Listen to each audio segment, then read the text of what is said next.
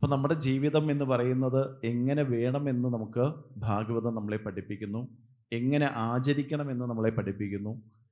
എങ്ങനെ വാക്കുകൾ ഉപയോഗിക്കണമെന്ന് നമ്മളെ പഠിപ്പിക്കുന്നു.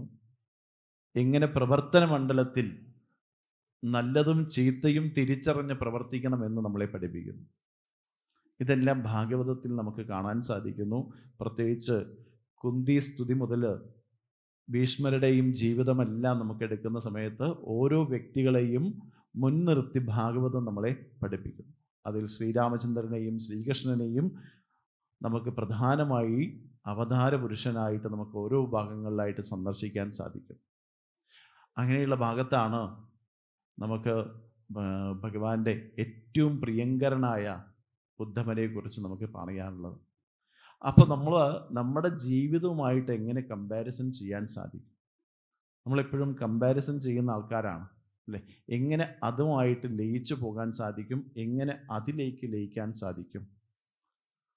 അങ്ങനെ ഒരു തീരുമാനത്തിലേക്ക് നമ്മൾ ഇന്ന് എടുക്കണം. പ്രത്യേകിച്ച് നാളെ വൈകുന്നേരത്തോടുകൂടി ഈ സത്രം പൂർത്തീകരിക്കുന്ന ദിവസമാണ്. അതുകൊണ്ട് തന്നെ ഈ സത്രത്തിൽ വന്ന ഓരോ വ്യക്തികളും, ഈ സത്ര ഭാഷണം കേൾക്കുന്ന ഓരോരുത്തരും നമ്മുടെ ജീവിതം ഈശ്വരനുമായിട്ട് എങ്ങനെ താരതമ്യമല്ല, അതിൽ താതാത്മ്യം പ്രാപിക്കാൻ നമുക്ക് സാധിക്കണം. താരതമ്യ പഠനമാണ് നമ്മൾ എല്ലാവരും ചെയ്യുന്നത്. താതാത്മ്യത്തിലേക്ക് നമ്മൾ ഓരോരുത്തരും ഉയരട്ടെ എന്ന് പ്രാർത്ഥിച്ചുകൊണ്ട്, ആദ്യമായിട്ട് നമുക്ക് എല്ലാവർക്കും അറിയാം, ഭഗവത്ഗീത നമുക്ക് എല്ലാവർക്കും ശ്രേഷ്ഠമായിട്ടറിയാം. കാരണം ഭഗവത്ഗീത ഭഗവാൻ പറഞ്ഞു കൊടുക്കാൻ സാധിച്ചത് ഏത് സമയത്താണ് എന്ന് നമുക്കറിയാം. രണ്ട് സൈനികരും യുദ്ധത്തിന് തയ്യാറായി നിൽക്കുന്ന ഘട്ടത്തിലാണ് അർജുനനെ മുൻനിർത്തിക്കൊണ്ട് ഭഗവാൻ നമുക്ക് ഭഗവത്ഗീത ഉപദേശിക്കുന്നത്. അവിടെയും നമ്മൾ ഒരു ജീവിത നൗകയിൽ ചെന്ന് കയറുന്ന സമയത്ത് ഒറ്റയ്ക്കാണ് ഈ തോണി തുഴയേണ്ടത് എന്ന് ചിന്തിക്കുമ്പോഴാണ് കടലലകൾ നമ്മളെ എത്രത്തോളം പ്രതിസന്ധിയിൽ ഏർപ്പെടുത്തുമെന്ന് ആ തോണിയിൽ സഞ്ചരിക്കുന്ന ഒറ്റയ്ക്കുള്ള യാത്രയിൽ നമുക്ക് കാണാൻ സാധിക്കും. അപ്പോൾ അതേപോലെ ആ അർജുനൻ ഈ യുദ്ധത്തിൽ വിജയിക്കേണ്ട കർത്തവ്യമുണ്ട് എന്ന് മനസ്സിലാക്കുമ്പോൾ വിജയത്തിൽ ആരെയാണ് തോൽപ്പിക്കേണ്ടത് എന്ന് പറഞ്ഞു കൊടുക്കുന്ന ആ സമയത്താണ് ഓരോരുത്തരുടെയും വ്യക്തികളെ ഓരോരുത്തരെയും കാണിച്ചു കൊടുക്കുന്നു നമ്മുടെ ഭഗവാൻ കൃഷ്ണൻ. അവിടെ ഭീഷ്മരെ കാണിച്ചു കൊടുക്കുന്നു, ദുര്യോധനെ കാണിച്ചു കൊടുക്കുന്നു. അങ്ങനെ പറയുന്നു, ഇവരെല്ലാം നിന്റെ ബന്ധുക്കളാണ് എന്നുകൂടി പറഞ്ഞു കൊടുക്കുന്നു. ആ ബന്ധുക്കളെ വധിച്ചാൽ മാത്രമേ ഈ രാജ്യം നിനക്ക് സുനിശ്ചിതമാവുകയുള്ളൂ. നീ ചെയ്ത പ്രവർത്തനങ്ങൾക്കും പ്രതിജ്ഞകൾക്കും ഫലം ഉണ്ടാവുകയുള്ളൂ എന്നെല്ലാം മനസ്സിലാക്കി കൊടുക്കുന്ന സമയത്താണ് അവിടെ ഭഗവത്ഗീത 1-ാം അധ്യായം വേപതുശ്ച ശരീരമേ രോമഹർഷസ്യ ജായതേ ഗാണ്ഡീവം സംസദേ ഹസ്താദ്. കയ്യിൽ നിന്നും അർജുനന്റെ ഗാണ്ഡീവം പോലും നിലത്ത് വീഴുന്ന അവസ്ഥയിലേക്ക് മനസ്സ് വിഷമിച്ച്, മനസ്സ് വെപ്രാളമുണ്ടായി, അല്ലെങ്കിൽ ചലനമുണ്ടായി. അചഞ്ചലമായ ഭക്തിയെല്ലാം, സൗഹൃദ ബന്ധമെല്ലാം മാറ്റിപ്പോയി. എല്ലാം കൈവിട്ട് താൻ ആയുധം താഴെ വെച്ച് കീഴടങ്ങുന്ന രീതിയിലേക്ക് അർജുനൻ നിൽക്കുന്ന സമയത്താണ് ഭഗവാൻ പറഞ്ഞു കൊടുക്കുന്നത്, നീ കർമ്മം ചെയ്യണം. ഏത് രീതിയിലുള്ള കർമ്മം ചെയ്യണം? ഈ യുദ്ധത്തിന് വിജയിക്കാൻ വേണ്ടിയിട്ടുള്ള എല്ലാ ധർമ്മങ്ങളെയും പരിപാലിച്ച് ആ യുദ്ധവിജയത്തിന് വേണ്ടിയിട്ടുള്ള എല്ലാ സൗകര്യങ്ങളും ഏർപ്പെടുത്തിക്കൊണ്ട് നീ മുന്നേറണം എന്ന് അർജുനന് പറഞ്ഞു കൊടുക്കുന്നത്. പ്രത്യേകിച്ച് നമ്മൾ നമ്മുടെ കുട്ടികൾക്ക് എന്തെങ്കിലും പറഞ്ഞു കൊടുക്കാറുണ്ടോ എന്ന് ചോദിച്ചാൽ നമ്മൾ എന്താ പറയുക? രാവിലെ എണീറ്റാൽ കൈ നോക്കി എഴുന്നേൽക്കണം എന്ന് പറഞ്ഞു കൊടുക്കാറുണ്ടോ? പറഞ്ഞു കൊടുക്കാറുണ്ട്. ചെയ്യുന്നുണ്ട് എന്ന് നമ്മൾ ആരും സ്ഥിരീകരിക്കാറില്ല. കൈ നോക്കി എഴുന്നേൽക്കണം, ഭൂമി തൊട്ട് നമസ്കരിക്കണം, ദിവസേന അച്ഛനമ്മമാരെ കാല് തൊട്ട് നമസ്കരിക്കുന്ന ശീലം നമ്മുടെ വരുന്ന കുട്ടികൾക്ക് പകർന്നു കൊടുക്കുന്നില്ല. അഥവാ നമ്മുടെ അച്ഛനമ്മമാരുടെ കാലിൽ വന്ന് നമസ്കരിക്കാൻ കുട്ടികൾ തയ്യാറായാൽ, പ്രത്യേകിച്ച് പേരക്കുട്ടികളൊക്കെ തയ്യാറായാൽ നമ്മൾ എന്താ പറയാന്നറിയോ? നീ എന്നെ നമസ്കരിക്കൊന്നും വേണ്ട, എൻ്റെ അനുഗ്രഹം നിന്റെ കൂടെ തന്നെ എപ്പോഴും ഉണ്ട് എന്നാ പറയാറില്ലേ? അല്ലേ? അതുകൊണ്ട് ആ ജീവിതത്തിൽ അവരുടെ കാര്യം എന്ന് മാറ്റി ഒരാളുടെ മുന്നിലും നമസ്കരിക്കാൻ അവർ പോവാറില്ല. അല്ലേ? നമ്മുടെ പേരക്കുട്ടികളൊക്കെ നാളെ വൈകുന്നേരത്ത് കൊണ്ടുവന്ന് ഇവിടെ ഈ യജ്ഞപ്രസാദം മേടിക്കുന്ന സമയത്ത് അവരെ നമസ്കരിക്കാൻ ഒന്ന് ശീലിപ്പിക്കണം, അല്ലെങ്കിൽ കാണിച്ചു കൊടുക്കണം നമ്മൾ നമസ്കരിക്കുന്നത്. അങ്ങനെ നമസ്കരിക്കുന്ന സമയത്താണ് അവരുടെ ജീവിതത്തിൽ ആ അനുഗ്രഹത്തിന് പാത്രീഭൂതരായിരിക്കാൻ സാധിക്കുക. അല്ലേ? നിങ്ങളൊക്കെ നോട്ടീസ് വായിച്ചിട്ടുണ്ടാവും. അനുഗ്രഹത്തിന് പാത്രീഭൂതരായിരിക്കാൻ നമിക്കിൽ ഉയരാം, നടുകിൽ തിന്നാം, നൽകുകിൽ നേടിയിടാം എന്നാണ്. അപ്പൊ അങ്ങനെ നമ്മുടെ കയ്യിൽ നിന്നും ഗാണ്ഡീവം, ഏത് കർമ്മപന്താവിലാണ് നമ്മൾ നിൽക്കുന്നതെങ്കിൽ അത് നമ്മുടെ കൈവിട്ട് പോകാതിരിക്കാൻ ഇത്തരത്തിലുള്ള ഗുരുജനങ്ങളുടെ അനുഗ്രഹത്തിന് നമ്മൾ ഓരോരുത്തരും തയ്യാറാവണം. അതുകൊണ്ട് നമ്മുടെ ജീവിതത്തിൽ നമ്മൾ നിത്യേന നമ്മൾ പകർന്നു കൊടുക്കേണ്ട ഒരു കർമ്മമാണ് നിത്യേന നമ്മുടെ കൈകൾ നോക്കി നമുക്ക് എഴുന്നേൽക്കാൻ സാധിക്കുക. കരാഗ്രേ വസതേ ലക്ഷ്മി എന്ന് നമ്മൾ ചൊല്ലാൻ സാധിക്കുക. കരമധ്യേ സരസ്വതി എന്നും കരമൂലേ സ്ഥിതാ ഗൗരി എന്നും നമുക്ക് പ്രാർത്ഥിക്കാൻ സാധിക്കും. അപ്പോൾ 3 ദേവിമാർ നമ്മുടെ കൈകളിലുണ്ട് എന്ന് മനസ്സിലാക്കുന്ന ഈ കർമ്മം കൈകൊണ്ട് തെറ്റായ കർമ്മങ്ങളൊന്നും നമ്മൾ ചെയ്യാൻ തയ്യാറാവില്ല. വേണ്ടേ? അതേപോലെ തലയ്ക്ക് കൈവച്ച് അനുഗ്രഹിക്കാൻ നമ്മുടെ കുട്ടികളെ പഠിപ്പിക്കണം. കാരണം അവർ ജീവിതത്തിൽ ഉയർന്ന് ചിന്തിക്കുവാനും ഉയർന്ന് പഠിക്കുവാനും ഉയർന്ന കാര്യങ്ങൾ അവർ നേടിയെടുക്കാനും നമ്മുടെ ഓരോരുത്തരുടെയും അനുഗ്രഹം ആവശ്യമാണ്. അപ്പം ഉള്ള അർജുനൻ്റെ മുന്നിലാണ് ഭഗവാൻ പറഞ്ഞു കൊടുക്കുന്നത്, നീ ശ്രേഷ്ഠമായ കർമ്മമാണ് ചെയ്യുന്നത്, ഇതിൽ നിനക്ക് വീരസ്വർഗം, ഇവിടെ മരിക്കുകയാണെങ്കിൽ നിനക്ക് വീരസ്വർഗം ലഭിക്കും, അല്ലേ? അല്ലെങ്കിലോ ഈ യുദ്ധത്തിൽ ജയിക്കുകയാണെങ്കിൽ നിനക്ക് രാജ്യം കിട്ടും. ഇത് പകർന്നു കൊടുക്കാൻ നമുക്ക് സാധിക്കണം. അപ്പം അങ്ങനെയുള്ള സ്ഥലത്ത് അർജുനനെ മോട്ടിവേഷൻ ചെയ്യുക. ഇന്നത്തെ ഏറ്റവും കൂടുതൽ ക്ലാസ്സുകൾ നടക്കുന്നത് മോട്ടിവേഷൻ സ്പീച്ചാണ്.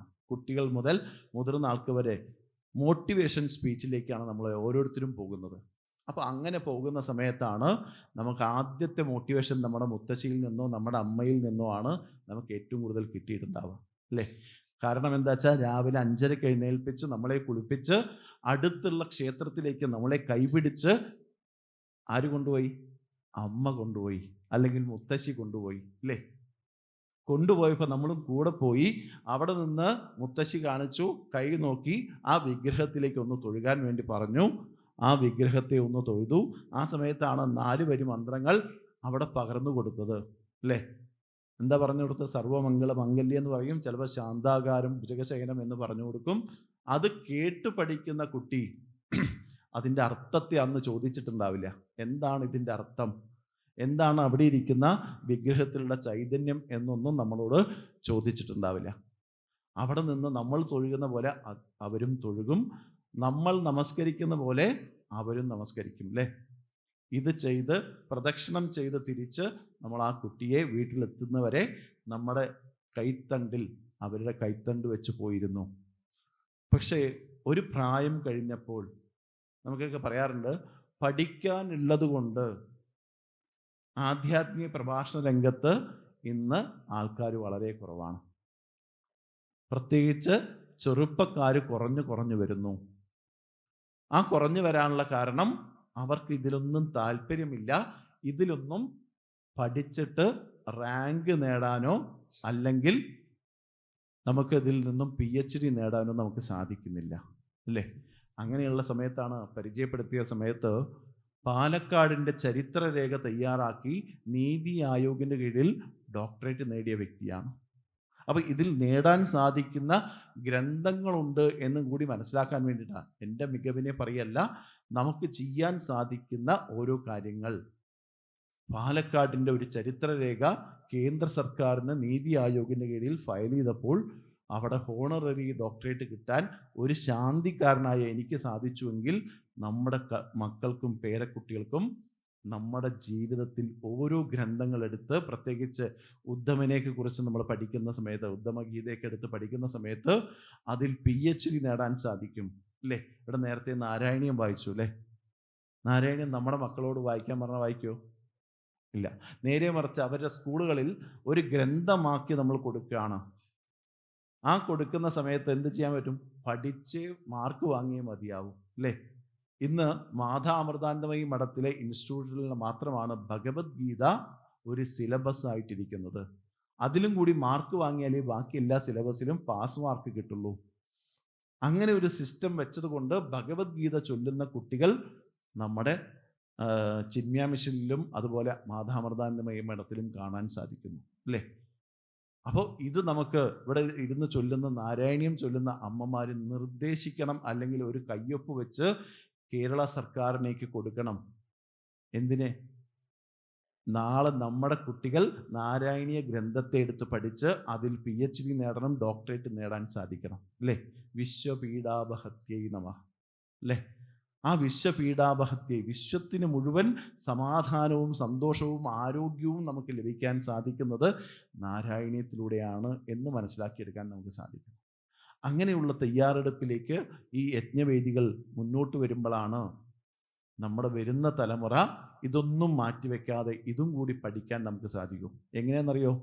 പണ്ടൊക്കെ നമ്മൾ പഠിക്കുന്ന സമയത്ത് 9ാം ക്ലാസ്സിൽ കല്യാണ സൗഗന്ധികം എന്ന് പറയുന്ന ഹനുമാൻ വഴിമറച്ച് വാലുമറച്ച് കടക്കുന്ന സമയത്ത് ഭീമൻ കല്യാണ സൗഗന്ധികം വലിക്കാൻ പോയി അല്ലേ. ആ പദ്യം നമുക്കുണ്ടായിരുന്നു. ആ സമയത്ത് നമ്മുടെ ടീച്ചർ നമ്മളെ പറഞ്ഞ് മനസ്സിലാക്കിയത്, നിങ്ങളുടെ ഉള്ളിൽ എങ്ങാനും അഹങ്കാരം കയറി വന്നാൽ ആ അഹങ്കാരത്തെ ശമിപ്പിക്കാൻ ഏതെങ്കിലും ഒരു തടസ്സം നമുക്കുണ്ടാവും. ആ തടസ്സത്തിലൂടെ ആ അഹങ്കാരത്തെ ശമിപ്പിക്കാൻ നമുക്ക് സാധിക്കും. അത് ഭഗവാൻ തന്നെയാണ്. ഹനുമാൻ സ്വാമി ഈശ്വരൻ്റെ അവതാരമാണ് എന്ന് നമ്മളെ പഠിപ്പിച്ചിരുന്നു അല്ലേ. അതേപോലെ തന്നെ മലയാളം ഇംഗ്ലീഷ് സബ്ജക്റ്റുകൾ എടുക്കുന്ന സമയത്ത് അതിൻ്റെ സെക്കൻഡ് സബ്ജക്റ്റ് വരുന്നത് ഊർമിളയും അതുപോലെ സ്വാമി വിവേകാനന്ദനെയൊക്കെ കുറിച്ചിട്ടായിരുന്നു അല്ലേ. ഇന്ന് ആ സബ്ജക്റ്റുകൾ നമ്മുടെ സ്കൂൾ വിട്ട് പോയി കഴിഞ്ഞു, പഠിക്കപ്പുറത്താണ് നമ്മൾ കേൾക്കുന്നത്. അപ്പം എങ്ങനെയാണ് തൻ്റെ മകനെ ഇംഗ്ലീഷ് വിദ്യാഭ്യാസം രേഖപ്പെടുത്തി കൊടുക്കുന്നത് എന്ന് സ്വാമി വിവേകാനന്ദൻ നരേന്ദ്രനായിരിക്കുന്ന സമയത്ത് അമ്മ പറഞ്ഞു കൊടുക്കുന്നതനുസരിച്ച് ആ കുട്ടിയെ പ്രചോദനം ചെയ്തു കൊണ്ടുവരാൻ സാധിച്ചു. അങ്ങനെയാണ് നരേന്ദ്രൻ നമുക്ക് സ്വാമി വിവേകാനന്ദനായി വരുന്നത്. അപ്പം ഇത്തരത്തിലുള്ള പഠന ഗ്രന്ഥങ്ങൾ നമ്മുടെ സ്കൂൾ വിദ്യാഭ്യാസത്തിൽ ഉണ്ടായിരുന്നു. ഇന്ന് ഒരു ജോലിക്ക് വേണ്ടി പഠിക്കുന്ന ആൾക്കാരായി. ശരിയല്ലേ? നന്നായി പഠിക്കണം, നല്ല മാർക്ക് വാങ്ങണം, എന്നിട്ടോ നല്ല ജോലി തിരഞ്ഞെടുക്കണം എന്നാ, നല്ല ജോലിക്ക് പോകണം, എന്നിട്ടോ നല്ലവണ്ണം സമ്പാദിക്കണം. നമ്മുടെ അച്ഛനമ്മമാർ പറയുന്ന മക്കളോടുള്ള വാക്കുകൾ ഇതാണ്: നന്നായി പഠിക്കണം, നല്ല മാർക്ക് വാങ്ങണം, എന്നിട്ടോ നല്ലവണ്ണം സമ്പാദിക്കണം. സമ്പാദിച്ചാലോ പിന്നെന്താ, സ്വന്തം കാര്യം നോക്കി അവർ മുന്നോട്ട് പോകുന്നു അല്ലേ. അങ്ങനെ വരുന്ന സമയത്ത് ആ ഉദ്ധമഗീതയിൽ പറയുന്ന ഓരോ വ്യക്തികളെയും നമുക്ക് കാണാൻ സാധിക്കും. ഭൂമിയോളം ക്ഷമയുള്ള ഭൂമിയെ പ്രദാനം ചെയ്യുന്നുണ്ട്. അവിടെ ഉദ്ധമരോട് പറയാണ്, അല്ലേ ഉദ്ധമ, നീ എവിടെ പോകണം? ഗോപികമാരെ കാണാൻ പോകണം എന്ന് പറയുന്നുണ്ട്, അച്ഛനമ്മമാരെ കാണാൻ പോകണം എന്ന് പറയുന്നുണ്ട്. ഉദ്ധമരാണെച്ചാൽ ആ രീതിയിൽ വസ്ത്രാലങ്കാരങ്ങളും അതുപോലെ തന്നെ രാജചിഹ്നമുള്ള രഥമടക്കം കൊണ്ടുപോയിട്ടാണ് ആ വൃന്ദാവനത്തിലൊക്കെ പോകുന്നത്. അപ്പം ഇവിടെയെല്ലാം ഉദ്ധവരെ നമുക്ക് എടുത്തു നോക്കുന്ന സമയത്ത് ഭഗവാനോളം തുല്യം നിൽക്കുന്ന ഒരു വ്യക്തിയായിട്ട് നമുക്ക് അവിടെ കാണുന്നു. അവിടെയാണ് ഭഗവാൻ അർജുനനോട് പറഞ്ഞത് കർമ്മം ചെയ്യാനാണെങ്കിൽ ഉദ്ധമരോട് പറഞ്ഞത് കർമ്മത്തിൽ നിന്നും നിവർത്തി മാർഗത്തിലേക്ക് പോകാനാണ്. ശ്രദ്ധിച്ചിട്ടുണ്ടല്ലോ അല്ലേ? ഈ കർമ്മത്തിൽ എന്ത് ചെയ്തിട്ടുണ്ടോ അതിൻ്റെ ഫലമൊഴുക്ക് നമുക്ക് കിട്ടും. അതുകൊണ്ട് കർമ്മത്തിൽ പെടാതെ നീ നിവർത്തി മാർഗത്തിലേക്ക് പോകണം അല്ലേ. നമ്മൾ ആരെങ്കിലും അങ്ങനെ പറഞ്ഞു കൊടുത്തിട്ടുണ്ടോ? ജോലി ചെയ്യണമെന്ന് പറഞ്ഞു കൊടുത്തു, പക്ഷേ ആ ജോലിയുടെ സമ്പാദ്യം മുഴുക്കെ നിനക്ക് ചേർന്നതാണ് എന്ന് പറഞ്ഞു കൊടുത്തപ്പോൾ 1 രൂപ പോലും ദാനധർമ്മങ്ങൾക്ക് ചെയ്യാതെ മുന്നോട്ട് പോകുന്ന ഒരു സമൂഹത്തെ നമുക്ക് കാണാൻ സാധിക്കും. ചെയ്യുന്നുണ്ടാവാം, പക്ഷേ അവർ എങ്ങനെ ചെയ്യണമെന്നറിയില്ല, എങ്ങനെ അതിനെ നിലനിർത്തണമെന്നറിയുന്നില്ല. കിട്ടുന്നതനുസരിച്ച് ചെലവാക്കി കൊണ്ടുപോകുന്ന ഒരു സമൂഹമാണ് നമുക്ക് അറിയുന്നത്. ഇന്ന് നോക്കിക്കഴിഞ്ഞാൽ ഫാസ്റ്റ് ഫുഡിലേക്കും ഫാസ്റ്റ് ലൈഫിലേക്കും പോകുന്ന ഒട്ടനവധി ആൾക്കാരെ നമുക്ക് കാണാൻ സാധിക്കുന്നു. പ്രത്യേകിച്ച് ഇപ്പോൾ മൊബൈൽ ഫോണിൻ്റെ കൂടെ ഫാസ്റ്റ് ചാർജിങ് ആണ് അല്ലേ. പണ്ടൊക്കെ 8 മണിക്കൂർ ചാർജ് ചെയ്യേണ്ട മൊബൈൽ ഇന്ന് 1 മണിക്കൂർ കൊണ്ട് 100% ചാർജബിളായി മാറി അല്ലേ? അപ്പോൾ ഇങ്ങനെ നമ്മുടെ ടെൻഡൻസി ഓടിക്കൊണ്ടിരിക്കുന്ന സമയത്താണ് നമ്മൾ 120 വയസ്സ് എന്നൊക്കെ പറഞ്ഞ സമയത്ത് ഇപ്പോൾ 60 വയസ്സ് തികയ്ക്കാൻ നമ്മൾ കഷ്ടപ്പെട്ടുകൊണ്ടിരിക്കുക. റിട്ടയേർഡ് ലൈഫ് എങ്ങനെ ആസ്വദിക്കാം എന്ന് ചിന്തിക്കുന്ന സമയത്താണ് റിട്ടയേർഡ് ലൈഫ് ആവുമ്പോഴേക്കും എന്താവും? നമ്മുടെ മാനസിക ആരോഗ്യം തകർന്ന് ശാരീരിക ആരോഗ്യം ക്ഷീണിച്ച് നമ്മൾ ICUയിൽ കിടക്കേണ്ട ഒരു അവസ്ഥയിലേക്ക് വരും. അപ്പം ഇതിന് നമ്മുടെ ഗ്രന്ഥങ്ങളെ ഉപയോഗിച്ച് നമ്മുടെ കുട്ടികളെ മാനസികമായി പൊരുത്തപ്പെടുത്താൻ നമുക്ക് സാധിക്കേണ്ടത് അവരുടെ കുട്ടിക്കാലം ശ്രേഷ്ഠമാക്കിയെടുക്കണ്ട. ആ കുട്ടിക്കാലം മുതലേ നമുക്ക് ഇത്തരത്തിലുള്ള കാര്യങ്ങൾ പകർന്നു കൊടുക്കാൻ ചെറിയ ചെറിയ കഥകളിലൂടെ അവർക്ക് ഈശ്വരനെ അടുത്തറിയാൻ, ഈശ്വര വിഗ്രഹങ്ങൾ അവരുടെ മുന്നിലേക്ക് ആരാധനാ മൂർത്തിയായി കൊണ്ടുവരാനൊക്കെ നമുക്ക് ശ്രമിച്ചാൽ മാത്രമേ നമുക്ക് എന്ത് ചെയ്യാൻ പറ്റൂ? മനുഷ്യത്വം മുമുക്ഷുത്വം മഹാപുരുഷ സംശയ, അല്ലേ? കേട്ടിട്ടില്ലേ? അപ്പോൾ മനുഷ്യത്വമുള്ള ആൾക്കാരായി മാറണം, മനുഷ്യനാവണം, അല്ലേ? നമ്മുടെയൊക്കെ പുരാണ ഗ്രന്ഥങ്ങൾ എടുത്തു നോക്കുന്ന സമയത്ത് തന്നെ അവിടെ പറയുന്നു 99% നമുക്ക് ആദ്യം മനുഷ്യൻ ജനിക്കുന്ന സമയത്ത് 99% ആരായിരുന്നു? മൃഗീയമായ സ്വഭാവമുള്ള ആൾക്കാരായിരുന്നു, അല്ലെങ്കിൽ മൃഗത്തിൻ്റെ തോലുള്ള ആൾക്കാരായിരുന്നു. നമ്മളൊക്കെ ചിലപ്പോൾ പറയാറുണ്ട് ചെന്നായുടെ തോലാണ് ഇട്ടിരിക്കുന്നത് തോന്നുന്നു, അല്ലേ? അവരുടെ ഭാഷണങ്ങൾ കേൾക്കുന്ന സമയത്ത് അല്ലെങ്കിൽ മറ്റുള്ളവരെ കുറ്റം പറയുന്ന സമയത്തെല്ലാം നമ്മൾ പറയുന്നു അത് അങ്ങോട്ടും ഇങ്ങോട്ടും, അല്ലേ? പണ്ട് കുട്ടനും ഒട്ടനും തമ്മിലുള്ള ആടുകളുടെ കഥ നമ്മൾ പറയായിരുന്നു. അതിൻ്റെ നടുവിൽ നിന്ന് ചോര കുടിക്കുന്ന ഒരു ചെന്നായിയും നമുക്ക് പറയാറുണ്ട്, അല്ലേ? ഇങ്ങനെ കുശുമ്പും കുന്നാമയും ചേർത്ത് വെച്ചിട്ടുള്ള ഒരു ശരീരമായിട്ട് ആദ്യ മനുഷ്യനുണ്ടായിരുന്നു.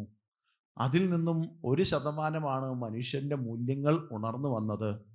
അവിടെ നിന്നും മാറ്റം വന്ന് ഇന്ന് നമ്മുടെ വേദപുരാണങ്ങളിലൂടെയും അതുപോലെ തന്നെ നമ്മുടെ ഭാഗവത ഗ്രന്ഥങ്ങളിലൂടെയും നമുക്ക് കേൾക്കുന്നതിലൂടെ, ശ്രവണം കീർത്തനം വിഷ്ണു എന്ന് പറഞ്ഞതുപോലെ നമ്മൾ കേൾക്കുന്നതിലൂടെ മനുഷ്യത്വം വളർന്നു വന്നു. അപ്പം ഈശ്വര അനുഗ്രഹം കൊണ്ടാണ് ഇവയെല്ലാം സാധ്യമാകുന്നത്. അതുകൊണ്ടാണ് ഭഗവാൻ പറയുന്നത് ഭാഗവതത്തിൽ സൃഷ്ടാപുരാണി വിവിധാനി അജയാത്മശക്തിയ, അതായത് സൃഷ്ടികൾ ഒരുപാട് ചെയ്തു. ആ ഒരുപാട് ചെയ്ത സമയത്ത് അവിടെ ഭഗവാന് പോലും ഈ സകല ജീവജാലങ്ങളിൽ നിന്നും തൃപ്തി ഉണ്ടായിരുന്നില്ല. മനുഷ്യൻ്റെ ജന്മം കിട്ടുന്നത് വരെ, അല്ലെങ്കിൽ മനുഷ്യന് ജന്മം കൊടുക്കുന്നത് വരെ തൃപ്തി ഉണ്ടായിരുന്നില്ല. മനുഷ്യ ജന്മം കൊടുത്തതിന് ശേഷമാണ് ഭഗവാന് പോലും തൃപ്തി ഉണ്ടായിരുന്നത് എന്ന് നമുക്ക് കാണാൻ സാധിക്കുന്നു. അപ്പോൾ അങ്ങനെ ഒരു മനുഷ്യ ജന്മം കിട്ടിയിട്ട് അതിനെ നമുക്ക് ശ്രേഷ്ഠമാക്കി എടുക്കണ്ടേ, അല്ലേ? നാരായണീയം എഴുതിയ ഭട്ടതിരിപ്പാടവിന് പോലും, അല്ലേ, എവിടെ നിന്നിട്ടാണ് ഒരു അറിവുണ്ടായത്? അവിടെ അദ്ദേഹത്തിൻ്റെ ഭാര്യയുടെ അച്ഛൻ, അല്ലേ, അവർ നാരായണീയം പറഞ്ഞു കൊടുക്കുന്ന അല്ലെങ്കിൽ വേദപാഠശാല നടത്തുന്ന സമയത്ത് അതിനിടയിലൂടെ നടന്നു പോയപ്പോൾ ഒന്ന് പറഞ്ഞു, ഇത്രയും നല്ല ശ്രേഷ്ഠമായ ജന്മം കിട്ടി, അല്ലേ, ബ്രാഹ്മണ ജന്മം കിട്ടി. എന്നിട്ടും നമ്മളെന്തായി? തിന്നും കുടിച്ചും രമിച്ചും കൊണ്ട് നമ്മൾ ജീവിതം ആസ്വദിക്കുകയാണെന്ന് പറയണു. പക്ഷേ ഇതെല്ലാം ഒരു കാലത്ത് ഇല്ലാതാവുമ്പോൾ, ശരീരത്തിന് അസുഖം വരുമ്പോൾ അവിടെ നമ്മൾ ഈശ്വരനല്ലാതെ വേറൊരാൾ അഭയത്തിനായിട്ടില്ല, അല്ലേ? അതുകൊണ്ട് ഭഗവാന്റെ കൈകളെല്ലാം എപ്പോഴും അഭയഹസ്തത്തിൽ, ദേവിയൊക്കെ നമ്മൾ എടുത്തു നോക്കുന്ന സമയത്ത് അഭയഹസ്തമായിട്ടിരിക്കുന്ന ദേവിയെ നമുക്ക് കാണാൻ സാധിക്കും. അപ്പം അങ്ങനെയാണ് നമ്മൾ ഇരു കൈകളെയും സ്വീകരിക്കുന്നത്. ഒന്ന്, നമ്മുടെ ശ്രേഷ്ഠമായ കർമ്മങ്ങൾ നടത്തുവാൻ; രണ്ട്, മറ്റുള്ളവരെ സഹായിക്കാനുള്ള ധർമ്മത്തിലേക്ക് നമ്മളെ ഊന്നിക്കൊണ്ട് ചെയ്യാൻ സാധിക്കുക. അപ്പം ഇങ്ങനെയുള്ള ഒരു പ്രവർത്തനം നമുക്ക് കാഴ്ചവെക്കാൻ സാധിക്കണം. കാരണം ഭഗവാൻ പറയുന്നുണ്ട് 3-ാം അധ്യായത്തിൽ കർമ്മയോഗത്തിൽ കൃത്യമായിട്ട് പറയുന്നു, നീ പാപം കൂടുതൽ ചെയ്യുന്നു എന്ന് വിചാരിച്ചു കൊണ്ടാണ് അർജുന ഇരിക്കുന്നത്. ആ പാപമാണ് ഇവരെല്ലാം കൊന്നൊടുക്കിയാൽ എനിക്ക് കിട്ടുക, അതുകൊണ്ട് എൻ്റെ ജീവിതത്തിൽ ഒരു സമാധാനവും കിട്ടില്ല എന്ന് നീ ചിന്തിച്ചപ്പോഴാണ് എവിടെ നിന്നാണ് പാപം ജനിക്കുന്നത് എന്ന് ഭഗവാൻ പറഞ്ഞു കൊടുക്കുന്നു. പാപം എവിടുന്നാണ് ജനിക്കുന്നത്? നമ്മുടെ മനസ്സിലുള്ള താരതമ്യ പഠനത്തിലാണ് പാപവും പുണ്യവും ഉള്ളത്. ഒരു ഇറുമ്പിനെ കൊന്നാൽ നമുക്ക് പാപമായി. പക്ഷേ ആ ഇറുമ്പ് മരിക്കേണ്ടത് നമ്മുടെ കൈകൊണ്ടോ കാലുകൊണ്ടോ ആണെങ്കിൽ അത് സാധിച്ചേ മതിയാവൂ അല്ലേ? അപ്പൊ അങ്ങനെ ആവുന്ന സമയത്ത് അവിടെ പാപവും പുണ്യവും നമുക്ക് തിരിച്ചറിയുന്നത് നമ്മുടെ മനസ്സുകൾക്കാണ് അല്ലേ? പണ്ടുള്ള മുത്തശ്ശിമാരെന്താ പറയാന്നറിയോ?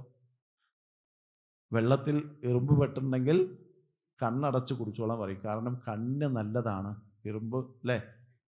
കാരണം പണ്ട് വെളിച്ചം ഇതേപോലെ ഒന്നും ഉണ്ടായിരുന്നില്ല വീടുകളിൽ. അപ്പോൾ സൂക്ഷ്മമായിട്ട് അവിടെ എടുത്തു വയ്ക്കാൻ നമുക്ക് സാധിക്കില്ല. മധുരപലഹാരങ്ങളിലൊക്കെ ഒട്ടനവധി എറുമ്പുകൾ ഉണ്ടാവും. പക്ഷേ കുട്ടികളോട് പറയും കണ്ണടച്ച് കഴിച്ചോളൂ എന്ന് അല്ലേ? അപ്പോൾ താരതമ്യം, നമ്മുടെ മനസ്സിൻ്റെ താരതമ്യമാണ്. ഞാൻ പറയുന്നത് തെറ്റൊന്നുമില്ലല്ലോ അല്ലേ? നമ്മൾ അങ്ങനെയാണ് ശീലിച്ചു വന്നത്. നേരെ മറിച്ച് ഞാൻ ആ ഭക്ഷണ പദാർത്ഥം കഴിക്കുമ്പോൾ അതിൻ്റെ കൂടെ ജീവനുള്ള ഇറുമ്പും എൻ്റെ അകത്തേക്ക് പോയി എന്ന് വിചാരിച്ചാൽ അവിടെ ഞാൻ ചെയ്ത കർമ്മം പാപമായി അല്ലേ? ഇന്ന് നോക്കിക്കോളൂ, അഗ്നിയാണ് ഏറ്റവും പരിശുദ്ധമായ ഒരു ദേവതാ സങ്കല്പം നമുക്ക് അറിയുന്നു. ഇവിടെ ഉദ്ധമഗീതയിൽ നമുക്ക് അഗ്നിയെ പരിശുദ്ധമായിട്ട് നമുക്ക് കാണാൻ സാധിക്കും. ആ അഗ്നിയിലേക്ക് ഇന്ന് പ്ലാസ്റ്റിക് കവറ് കത്തിക്കാൻ നമ്മൾ ഉപയോഗിക്കുന്നുണ്ട് അല്ലേ? അതിൽ നിന്നും വരുന്ന പുണ്യമോ പാപമോ, അതിൽ നിന്നും വരുന്ന വായു നമ്മളെ മോശമാക്കി, നമ്മുടെ ശരീരത്തെ മോശമാക്കി എടുക്കുന്നു. അത് ശ്വസിക്കുന്നതിലൂടെ നമുക്ക് അന്തർയാമിയായിരിക്കുന്ന ശരീരത്തിൻ്റെ ഓരോ ഭാഗങ്ങളും നമുക്ക് ശോഷിച്ചു പോകുന്നു. അപ്പോൾ അവിടെ നമ്മൾ തുലനം ചെയ്യാൻ സാധിക്കണം. അത് അഗ്നിയിലേക്ക് നിക്ഷേപിക്കേണ്ടതല്ല, അതിനെ വേറെ രീതിയിൽ അതിനെ നശിപ്പിക്കേണ്ടതാണ് എന്ന് മനസ്സിലാക്കിയെടുക്കേണ്ട ഒരു ചിന്തന കൂടി ഇതിൻ്റെ കൂടെ നിങ്ങളുടെ മുന്നിൽ വയ്ക്കുകയാണ്. അതുകൊണ്ടാണ് ഭഗവത്ഗീതയിൽ ശരീരം കൊണ്ട് നമുക്ക് ചെയ്യാൻ പറ്റുന്ന കർമ്മമണ്ഡലങ്ങളൊക്കെ തിരഞ്ഞെടുത്ത് മുന്നോട്ട് വയ്ക്കാൻ വേണ്ടി പറഞ്ഞു. അതുകൊണ്ട് യുദ്ധത്തിൽ നീ വിജയിക്കേണ്ടതാണ് എന്ന് നമ്മളടുത്ത് പറഞ്ഞപ്പോൾ അവിടെ ഉദ്ധമരോട് പറഞ്ഞത്, നീ ഇതെല്ലാം ഒഴിവാക്കിക്കൊണ്ട് മുന്നോട്ട് പോകണം. അപ്പോൾ ആ ഒരു ശീലത്തിലേക്ക് നമ്മൾ കൊണ്ടുവരാൻ സാധിക്കണം. നമ്മൾ എന്താണോ ചിന്തിക്കുന്നത് അത് ശീലമാക്കിയെടുക്കാൻ നമുക്ക് സാധിക്കണം. അതാർക്കെങ്കിലും സാധിക്കുന്നുണ്ടോ? ലളിതാ സഹസ്രനാമം നമ്മൾ ചൊല്ലാറുണ്ട്, ശ്രീമാതാ ശ്രീ മഹാരാജ്ഞി ശ്രീമത് സിംഹാസനേശ്വരി അല്ലേ? സിംഹാസനേശ്വരി എന്ന് പറയുന്ന വാക്ക് തന്നെ നമ്മൾ ആരെയും ഹിംസിക്കില്ല എന്നുകൂടി ഒരു അർത്ഥത്തോടു കൂടി വരുന്നുണ്ട് അല്ലേ? എന്നാലോ ആ ചൊല്ലിക്കഴിഞ്ഞ അടുത്ത നിമിഷം തന്നെ നമ്മൾ എന്താ ചെയ്യുക? ഏതെങ്കിലും ഒരു കാര്യം ആ സമയത്ത് തന്നെ തെറ്റായിട്ട് ചെയ്യുന്നു. അപ്പോൾ ഹിംസിക്കാതിരിക്കാനുള്ള മനസ്സുകൊണ്ട്, വാക്കുകൊണ്ട്, പ്രവൃത്തി കൊണ്ട് നമ്മൾ ആരെയും ഹിംസിക്കാത്തവളായി മാറണം. അപ്പോൾ നമ്മുടെ ജീവിതത്തിൽ ചിന്തിക്കുന്ന പ്രവർത്തനങ്ങൾ, ചിന്തിക്കുന്ന കാര്യങ്ങൾ ഒരു ശീലമാക്കി കൊണ്ടുവരാൻ സാധിക്കണം. അതിലൂടെ അത് അറിവായിട്ട് നമുക്ക് പകർത്താൻ സാധിക്കണം അല്ലേ? പണ്ട് അടുക്കളയിൽ വിളക്ക് വെച്ച് പ്രാർത്ഥന ചെയ്തിട്ടാണ് ഭക്ഷണം ഉണ്ടാക്കിയിരുന്നത് അല്ലേ? ഒരു പിടി അരിയെടുത്ത് 3 പ്രാവശ്യം കലത്തെ വലം വെച്ച് അന്നപൂർണേ സദാപൂർണേ ശങ്കരപ്രാണവല്ലഭേ ജ്ഞാന വൈരാഗ്യസിദ്ധ്യർത്ഥം ഭിക്ഷാം ദേഹിച്ച പാർവതി.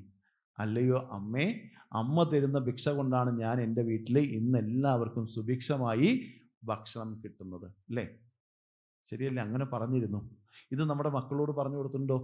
ഭക്ഷണം വിളമ്പിക്കൊടുക്കുന്ന സമയത്ത് കൂടെ നിന്ന് മക്കളോട് പറഞ്ഞു കൊടുക്കുക, അന്നപൂർണേശ്വരി നമുക്ക് തന്ന ഭക്ഷണമാണ്, ഭിക്ഷയാണ് ഇന്ന് നമ്മൾ ഭക്ഷണമാക്കി കഴിക്കുന്നത്. ആ ഭക്ഷണത്തിൻ്റെ സ്വഭാവം എങ്ങനെയാണോ അത് നിന്റെ ശീലമാക്കിയെടുക്കണം അല്ലേ? നേരെ മറിച്ച് ഫാസ്റ്റ് ഫുഡിൽ നിന്നും ചൂടായ ഭക്ഷണം കിട്ടും, പക്ഷെ അവിടെ നിൽക്കുന്ന ആളുടെ സ്വഭാവം ഏതാണോ അത് ഭക്ഷണത്തിലൂടെ നമ്മുടെ സ്വഭാവത്തിലേക്ക് വരും. ഇങ്ങനെ പറഞ്ഞു കൊടുത്തിട്ടുണ്ടോ? ഇല്ല. ഫാസ്റ്റ് ഫുഡിൽ നിനക്ക് ടേസ്റ്റായ, നാവിന് രുചിയായ പല കെമിക്കലും ചേർത്തുകൊണ്ട് ഇപ്പോഴൊക്കെ നേരിട്ട് തന്നെയാണ് ഗ്യാസ് ലൈറ്റ് വെച്ചിട്ട് അതിനെ ചൂടാക്കിയെടുക്കുന്നത് അല്ലേ?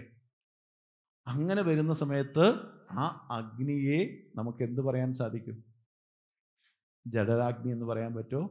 അല്ലെങ്കിൽ നമ്മുടെ ആമാശയത്തിലുള്ള ഭക്ഷണത്തെ ദഹിപ്പിക്കുന്ന അഗ്നിയാണെന്ന് നമുക്ക് പറയാൻ പറ്റുമോ? ഒന്നും പറയാൻ പറ്റില്ല. കഴിക്കാൻ 4 ഇഞ്ച് നാവിനുള്ള രുചിക്കൂട്ട് നിർമ്മിക്കുന്ന ആൾക്കാർ ചെയ്യുന്ന ഭക്ഷണങ്ങളിലൂടേക്ക് നമ്മുടെ കുട്ടികളെ വലിച്ചയച്ചു കൊണ്ടുപോകുന്നു അല്ലേ? ഇതിൽ നിന്നും മാറ്റമുണ്ടാക്കാൻ ആധ്യാത്മിക പ്രവർത്തനം കൊണ്ട് മാത്രമേ സാധിക്കൂ. അപ്പോൾ അങ്ങനെയുള്ള അറിവ് നമുക്ക് കൊടുക്കാൻ സാധിക്കണം. അങ്ങനെയുള്ള വിഭവസമൃദ്ധമായ ഭക്ഷണം നമുക്ക് നൽകാൻ സാധിക്കണം. എങ്ങനെയാണ് ഭക്ഷണം ഉണ്ടാക്കുക? അടുക്കളയിൽ വിളക്ക് വെച്ച് പ്രാർത്ഥിച്ച് ഭക്ഷണം ഉണ്ടാക്കുന്ന കഞ്ഞിയാണെച്ചാലും ചമ്മന്തിയാണെച്ചാലും കഴിക്കാനുള്ള മാനസികാവസ്ഥ അവിടുത്തെ കുട്ടികൾക്ക് ഉണ്ടാക്കിയെടുക്കാൻ സാധിക്കും. വേണ്ടേ? അമ്മ കൊടുക്കുന്ന ഭക്ഷണം കഴിക്കാൻ ശീലിപ്പിക്കുന്ന മാതൃഹസ്തേന ഭോജനം എന്നുള്ള വിഷയത്തിലേക്ക് നമ്മുടെ കുട്ടികളെ വളർത്തിക്കൊണ്ടുവരണം എന്നാണ് എനിക്ക് പറയാനുള്ളത്. കാരണം എൻ്റെ കൂടെ 26 കുട്ടികൾ അവിടെ യജുർവേദം പഠിക്കാൻ വന്നിരിക്കുന്നുണ്ട്. 16 പേര് എൻ്റെ കൂടെ തന്നെ താമസിക്കുന്നു. അപ്പം രാവിലത്തെ ഭക്ഷണം ഇന്നതായിരിക്കും, ഉച്ചത്തെ ഭക്ഷണം ഇന്നതായിരിക്കണം, വൈകുന്നേരത്തെ ഭക്ഷണം ഓരോ ദിവസവും ഓരോരുത്തരാണ് ചെയ്യേണ്ടത്. അവിടെ 6ാം ക്ലാസ് പഠിക്കുന്ന കുട്ടിയും രാത്രി ഭക്ഷണം ഉണ്ടാക്കും അല്ലേ? നമ്മുടെ വീട്ടിൽ 10ാം ക്ലാസ്സിൽ പഠിക്കുന്ന പെൺകുട്ടിയാണെച്ചാലും ഉണ്ടാക്കില്ല. ചായ ഉണ്ടാക്കാൻ അറിയോ എന്ന് വിരുന്നുകാരെങ്കിലും വന്ന് ചോദിച്ചാൽ അയ്യോ അവൾക്കൊന്നും ശീലിച്ചിട്ടില്ല എന്നാണ് നമ്മൾ പറയുക അല്ലേ? അപ്പം നമ്മൾ എങ്ങനെയാണ് ശീലിച്ചത് എന്നുകൂടി മനസ്സിലാക്കുക. എങ്ങനെയാണ് നമ്മളൊക്കെ ശീലിച്ചത്? നമ്മുടെ അമ്മ പറഞ്ഞു, ഒരു കാര്യം ചെയ്യൂ, നീ ആ പാത്രം എടുത്ത് കഴുകി വൃത്തിയാക്കി അവിടെ അടുപ്പിൽ വെക്കൂ എന്ന്. എന്നിട്ട് വെള്ളം തിളച്ചു എന്ന് ആ കുട്ടി പോയി ചെന്നപ്പോൾ 2 സ്പൂൺ ചായപ്പൊടി ഇടാൻ പറഞ്ഞു അല്ലേ? 1 സ്പൂൺ പഞ്ചസാര ഇടാൻ പറഞ്ഞു അല്ലേ? അങ്ങനെ ചായ ഉണ്ടാക്കാൻ നമ്മുടെ അച്ഛനമ്മമാർ നമ്മളെ പഠിപ്പിച്ചു. പക്ഷെ ഇന്ന് നമ്മുടെ കുട്ടികൾക്ക് വെള്ളം ചൂടാക്കാൻ, ചായ ഉണ്ടാക്കാൻ, ഒരു നല്ല സാമ്പാർ ഉണ്ടാക്കാൻ നമുക്ക് സാധിക്കുന്നില്ല അല്ലേ? അതിനും നമുക്ക് അവർ യൂട്യൂബ് നോക്കി എന്തൊക്കെ കൂട്ടാണ് വേണ്ടത് എന്ന് ആദ്യമേ എടുത്തു വെച്ചിട്ടാണ് ചെയ്യുക അല്ലേ? നമ്മുടെ വീട്ടിലൊക്കെ ഒന്ന് ആലോചിച്ച് നോക്കൂ. കടുക് വറുത്തിടുന്ന സമയത്താണ് നമ്മുടെ അമ്മ പറയുക, അയ്യോ കടുക് കഴിഞ്ഞു പോയി, അടുത്ത വീട്ടിൽ ചെന്ന് ഒരു ഗ്ലാസ് നമ്മുടെ കയ്യിൽ തരും അല്ലേ? അടുത്ത വീട്ടിൽ ചെന്ന് കടുക് വാങ്ങിയിട്ട് വരാൻ വേണ്ടി പറഞ്ഞിട്ടുണ്ട് അല്ലേ? നമ്മൾ ആരെങ്കിലും നമ്മുടെ കുട്ടികളോട് പറഞ്ഞിട്ടുണ്ടോ? ഇല്ല. കാരണം ഇന്ന് നമുക്ക് ഒട്ടനവധി ഷോപ്പുകളുണ്ട്. അവിടെ നമ്മൾ ഒരു വണ്ടി തള്ളിയിട്ട് പോയാൽ ഏത് സാധനവും വാങ്ങിയിടുകയാണ് അല്ലേ? പണ്ട് 50 ഗ്രാം കടുകാണ് വാങ്ങിയിട്ടുണ്ടാവുക അല്ലേ? ഇന്ന് 1/2 കിലോ കടുകൊക്കെയാണ് നമ്മുടെ കുട്ടികൾ, അല്ലെങ്കിൽ 1/4 കിലോ കടുകൊക്കെയാണ് നമ്മുടെ വീട്ടിൽ കൊണ്ടുവന്ന് വെക്കുന്നത് അല്ലേ? പക്ഷെ അതേ അമ്മ നമ്മളെ പഠിപ്പിച്ചു എങ്ങനെയാ? തിരിച്ച് നമ്മുടെ വീട്ടിൽ ആ മാസം കടുക് വന്നപ്പോൾ അതേ ഗ്ലാസ്സിലാക്കി നമ്മളോട് തന്നെ പറഞ്ഞു അടുത്ത വീട്ടിൽ കൊണ്ടേ കൊടുക്കാൻ അല്ലേ? അവ തൊട്ടടുത്ത വീട്ടുകാരുമായിട്ടുള്ള ബന്ധം, സൗഹൃദം എങ്ങനെ ഉണ്ടായിരുന്നു? നല്ല രീതിയിലുണ്ടായിരുന്നു. ഇന്നോ അയൽവാസി ദരിദ്രവാസിയായി പോയി. അവരുടെ വീടിൻ്റെയും കാറിൻ്റെയും അതുപോലെ സമ്പാദ്യത്തിൻ്റെയും അവരുടെ സ്റ്റാറ്റസിൻ്റെയും ലെവൽ നോക്കിയിട്ടാണ് നമ്മൾ അവരോട് സംസാരിക്കുന്നത് തന്നെ അല്ലേ? ഇത് മാറ്റിയെടുക്കാൻ നമുക്ക് ഉദ്ധമനിലൂടെ പഠിക്കാൻ സാധിക്കണം.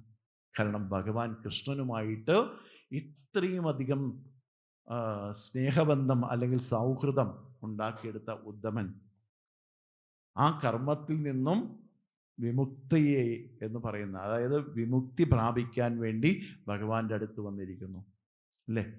ഇവിടെയും അർജുനൻ, ഭാഗവതത്തിൽ തന്നെ പറയുന്നുണ്ട്, അർജുനൻ പോയി ഭഗവാനെ കാണാൻ വേണ്ടി പോകുന്നുണ്ട്. അപ്പോഴാണ് മനസ്സിലാവുന്നത് മധുര വിട്ട് അദ്ദേഹം പോയി കഴിഞ്ഞു എന്ന്. അപ്പോൾ യുധിഷ്ഠിരനടുത്ത് തിരിച്ച് വരുന്ന സമയത്ത് യുധിഷ്ഠിരൻ ചോദിക്കുകയാണ്, ഭഗവാനെ കണ്ടു നീ എന്ന് ചോദിക്കുമ്പോൾ അർജുനൻ അവിടെ വിഷമത്തോടുകൂടി, വീണ്ടും വിഷമത്തോടു കൂടി ഇരിക്കുന്ന ഒരവസ്ഥയുണ്ട്. വഞ്ചിതോഹം മഹാബാഹുൻ, നമ്മളൊക്കെ വഞ്ചിക്കപ്പെട്ടു, ഭഗവാൻ നമ്മളെയൊക്കെ വിട്ടുപോയി എന്ന് പറയുന്ന അർജുനൻ്റെ ഉത്സാഹക്കുറവ് നമുക്ക് അവിടെ കാണാൻ സാധിക്കും. അപ്പോൾ 2-3 സ്ഥലത്ത് അർജുനൻ്റെ ഉത്സാഹക്കുറവ് നമുക്ക് കാണാൻ സാധിക്കുന്നത് തൻ്റെ സുഹൃത്തായിരുന്ന, അല്ലെങ്കിൽ തൻ്റെ ഗുരുവായിരുന്ന, അല്ലെങ്കിൽ ഈ ലോകത്തിൻ്റെ ഗുരുവായിരുന്ന, എൻ്റെ സാരഥിയായിരുന്ന കൃഷ്ണൻ എന്തായിരുന്നു? എനിക്ക് ഉപദേശിച്ച കാര്യങ്ങളെല്ലാം ഒരു ദിവസം കൊണ്ട് ഇല്ലാതായി പോകുന്നതല്ല എന്ന് മനസ്സിലാക്കിയില്ല. ഭഗവാനെ കാണാതായപ്പോൾ തന്നെ എന്തു വിചാരിച്ചു? ഞങ്ങളെയൊക്കെ വഞ്ചിച്ച് ഭഗവാൻ പോയി എന്ന് അവിടെ ഒരു ശ്ലോകം പറയുന്നു അല്ലേ? നേരെ മറിച്ച് കൃത്യമായി ഉദ്ധവനോട് പറഞ്ഞു കൊടുത്ത് നീ ഇങ്ങനെ ജീവിക്കണം, ഇങ്ങനെ പെരുമാറണം, ഇങ്ങനെയുള്ള കർമ്മങ്ങളിൽ ഏർപ്പെടണം. ആ കർമ്മത്തിൽ എങ്ങനെയാണോ ആകാശവും ഭൂമിയും അറ്റാച്ച്ഡ് ആണെന്ന് വിചാരിക്കുന്നത്, ഒരു ഭാഗം പോലും തൊടാതെ നിൽക്കുന്ന പോലെ നീ കർമ്മത്തിൽ നിന്നും ഡിറ്റാച്ച്ഡ് ആയിട്ട് നിൽക്കണം അല്ലേ? വേണ്ടേ? നമ്മുടെ മക്കളൊക്കെ ആദ്യത്തെ മാസം ശമ്പളം കിട്ടിയ അമ്മയുടെ കൈകളിൽ കൊണ്ടുവന്ന് തരും അല്ലേ? പിന്നെയോ ശമ്പളം കിട്ടിയത് തന്നെ നമുക്ക് അറിയണ്ടാവില്ല അല്ലേ? പിന്നെ പകുതിയായി, പിന്നെ കാൽഭാഗമായി, പിന്നെ എന്തെങ്കിലും ചെലവിന് വന്നാൽ പൈസ തരലായി അല്ലേ? അപ്പോൾ അറ്റാച്ച്മെന്റ്. അപ്പോൾ നമ്മൾ അവസാനം വിചാരിക്കും ഇനി അവൻ തന്നില്ലെങ്കിൽ വിചാരമില്ല, എനിക്ക് എൻ്റെ കാര്യം നടത്തിക്കൊണ്ടുപോകാനുള്ള സാമ്പത്തികം എൻ്റെ കയ്യിലുണ്ട് അല്ലേ? അപ്പോൾ ആദ്യം അറ്റാച്ച്ഡ് ആയിരുന്നു, മാസമായാൽ ഇന്ന ദിവസം ശമ്പളം കിട്ടുമെന്നുള്ളത്. പിന്നെയോ അത് മാറി മാറി മാറി മാറി അത് കിട്ടിയില്ലെങ്കിലും കുഴപ്പമില്ല എന്ന് ചിന്തിക്കുന്ന രീതിയിലേക്ക് എങ്ങനെയാണോ ആകാശവും ഭൂമിയും ചേർന്ന് നിൽക്കുന്നത് നമ്മൾക്ക് കാണാൻ സാധിക്കും അല്ലേ? കടലിൻ്റെ ഓരത്തൊക്കെ പോയി നിന്നാൽ ആകാശം അവിടെ ഭൂമിയിൽ വന്ന് ലയിച്ച് നിൽക്കുന്നതായിട്ട് കാണാൻ സാധിക്കും. പക്ഷേ എവിടെയും തൊടാതെ നിൽക്കുന്ന ആകാശത്തെ ഗുരുവായിട്ട് സങ്കല്പിക്കാൻ നമുക്ക് പറഞ്ഞു തന്നു. അതേപോലെ തന്നെ നമ്മൾ കേൾക്കുന്ന, നമ്മളെ പരിപോഷിപ്പിക്കുന്ന ഒരുപാട് ആൾക്കാർ നമ്മുടെ കൂടെ ഉണ്ട് അല്ലേ? നമ്മുടെ വീട്ടിലൊക്കെ വന്നിട്ട് നിങ്ങൾ അന്ന് ചെയ്ത കാര്യം കൊണ്ടാണ് ഞാൻ ഇന്ന് നന്നായി പോകുന്നത് എന്നൊക്കെ പറയുമെങ്കിലും അവസാന നിമിഷം പറയും 1000 രൂപ കടമുണ്ടെങ്കിൽ തന്നു കഴിഞ്ഞാൽ അല്ലേ? നമ്മളപ്പോൾ ശ്രവണം കൊണ്ട് നമ്മളെന്ത് മനസ്സിലാക്കി? നമ്മളെ പുകഴ്ത്തി അടിച്ചപ്പോൾ നമ്മൾ ആ പുകഴ്ത്തലിലൂടെ നമ്മൾ എന്തായിപ്പോയി? വളരെ സന്തോഷത്തോടുകൂടി മനസ്സ് നിൽക്കുന്ന സമയത്താണ് അവസാനം ചോദിക്കുക 1000 രൂപ വേണം, നാളെ തന്നെ ഞാൻ കുട്ടികളുടെ ഫീസ് അടയ്ക്കാണ്ട് അല്ലെങ്കിൽ മരുന്ന് വാങ്ങാണ്ട് എന്നൊക്കെ പറഞ്ഞ് നമ്മുടെ മനസ്സിനെ അവരുമായിട്ട് അറ്റാച്ച് ചെയ്ത് കൊണ്ടുവരും. എന്നിട്ടാണ് അവർ നമ്മൾ ചോദിക്കുക അല്ലേ? നമ്മുടെ എൽ ഗിരീഷ് കുമാർ സാറുണ്ട്, തന്ത്രവിദ്യാപീഠത്തിൽ ഉണ്ടായിരുന്ന വ്യക്തി. അദ്ദേഹം ഒരു കഥ പറയാറുണ്ട്. ക്ഷേത്രങ്ങളിൽ നിന്നും പിരിവിനായിട്ട് വരാറുണ്ട് അല്ലേ? നമ്മുടെ വീട്ടിലൊക്കെ പിരിവിന് വരുന്ന സമയത്ത് എന്താ പറയുക? ഓ, ഈ മാസം ഒരുപാട് ചെലവ് എനിക്കുണ്ടെന്നാ. അപ്പോൾ 1000 രൂപ നമുക്ക് ഡൊണേഷനായിട്ട് എഴുതാം എന്ന് പറയുമ്പോൾ നമ്മളെന്താ പറയുക? ഈ മാസമാണ് കുട്ടിക്ക് പരീക്ഷ അടുത്തിരിക്കുന്ന സമയമാണ്, അതുമാത്രമല്ല അവൻ്റെ യൂണിഫോം കീറിയത് കൊണ്ട് പുതിയ യൂണിഫോം തന്നെ തെച്ച് ഈ 2 മാസത്തേക്ക് വേണ്ടി യൂണിഫോം തെക്കേണ്ട ആവശ്യകതയിലാണ്, അതുമാത്രമല്ല എൻ്റെ അമ്മമ്മ കിടപ്പിലായിട്ട് കുറച്ചായി, മരുന്ന് വാങ്ങി കൊടുക്കണം അല്ലേ? ഇതിനൊക്കെ ചിലവുണ്ടെന്ന് പറയും. അപ്പോൾ കമ്മിറ്റിക്കാർ പറയും 500 രൂപ എഴുതാമെന്ന് പറയും അല്ലേ?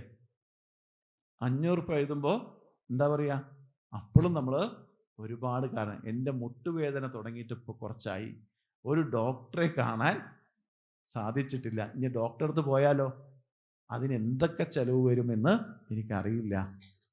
അപ്പോൾ അവസാനം പറയും 250 രൂപ എഴുതട്ടെ എന്ന് ചോദിക്കുമ്പോഴാണ് പറയുക 250 വേണ്ട, 101 രൂപ മതിയെന്ന് അല്ലേ? അപ്പോൾ നമുക്ക് കൊടുക്കാനുള്ള കാര്യങ്ങളെല്ലാം കുറച്ച് കുറച്ച് കുറച്ച് കുറച്ച് കുറച്ച് കുറച്ച് കൊണ്ടുവന്ന് കൊടുക്കാത്ത വ്യക്തികളായി മാറുന്നു അല്ലേ? ഇന്ന് നമ്മൾ നോക്കിക്കോളൂ, കേരളത്തിൽ ഉടനീളം സഞ്ചരിച്ച് എത്ര കിണറുകളുണ്ട്, എത്ര കുളങ്ങളുണ്ട് എന്ന് കണ്ടുപിടിച്ചാൽ കുളങ്ങളൊക്കെ നശിച്ചു പോയിക്കൊണ്ടിരിക്കുന്നു. കാരണം എന്താ വെച്ചാൽ നമ്മുടെ വീട്ടിൽ പൈപ്പ് തുറന്ന വെള്ളം വരുന്നുണ്ട് അല്ലേ? മോട്ടർ ഇട്ടാൽ ടാങ്ക് നിറയാനുള്ള വെള്ളം സംഭരണിയിലുണ്ട്. ഇങ്ങനെയൊക്കെ ആയപ്പോൾ നമ്മൾ ജലത്തിനെ ആവശ്യമാവുന്ന രീതിയിൽ ഉപയോഗിക്കുകയും കളയുകയും ചെയ്തു അല്ലേ? നേരെ മറിച്ച് കുളത്തിൽ പോയി കുളിക്കുന്ന ഒരാൾ ഒരു തുള്ളി വെള്ളം പോലും അവിടെ നിന്നും പുറത്തേക്ക് കളയാൻ പറ്റില്ല അല്ലേ? ഇങ്ങനെ ഒരു സംവിധാനത്തിലേക്ക് നമ്മൾ ഉണ്ടായിരുന്നപ്പോൾ ആരോഗ്യ സംരക്ഷണം നമുക്ക് അതിൻ്റെ കൂടെ ഉണ്ടായിരുന്നു. ഒന്നിനെയും കളയാതെ സംരക്ഷിക്കാൻ നമുക്ക് സാധിച്ചിരുന്നു. ഇന്ന് കൊടുക്കാൻ ബുദ്ധിമുട്ട്, കളയാൻ ബുദ്ധിമുട്ടില്ലാതിരിക്കുന്നു.